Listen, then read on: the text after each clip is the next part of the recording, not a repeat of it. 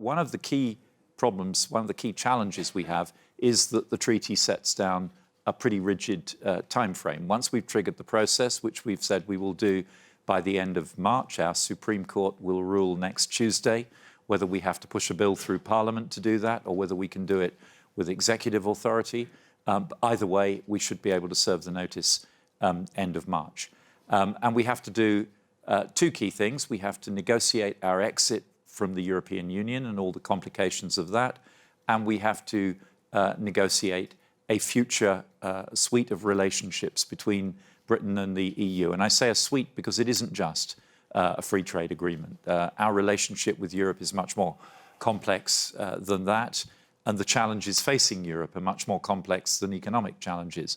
Security challenges, irregular migration challenges, scientific, technical, educational collaboration, all of these things we have at the moment, and all of these things we would like to continue to work closely with Europe on. So the challenge is, how do we do an exit negotiation, scoping a future relationship, and then managing this time frame which says we will leave the European Union if we serve the notice in end of March 2017, we will leave the European Union end of March 2019. That's effectively a political necessity in terms of the UK political situation, and it's the legal position of the treaties. But we have to face the fact that there are many transitions that will be involved, business transitions, governmental transitions. If we change our customs arrangements, we will need significant new infrastructure at the borders between Europe, the European Union and the UK. If we have different migration arrangements, we will need significant new IT systems, for example. These cannot be built and deployed in a few months. They're going to take years in some cases. So we're going to have a practical discussion about how we manage that transition.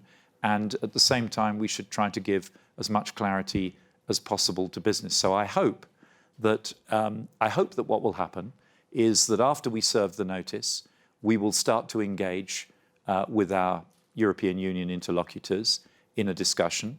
That will be a constructive engagement, and it will become clear, I hope fairly quickly, that there is a shared ambition to get to an end state arrangement that will mean maximising the reciprocal access to each other's markets and the level of cooperation across this range of non-economic areas as well, so that the fog gradually clears and people outside the room, businesses in particular, gain a clear understanding that the intention of both sides is to have a strong collaborative relationship in the future. The detail of how we do that will emerge later, but I hope that it will become clear that there is that shared ambition, and that those on both sides, because we have them both in the European Union and in the UK, who do not want that outcome, who do not want a strong ongoing cooperation after Britain leaves the European Union, have been seen off by the majority who do want us to continue to collaborate closely with our European neighbours.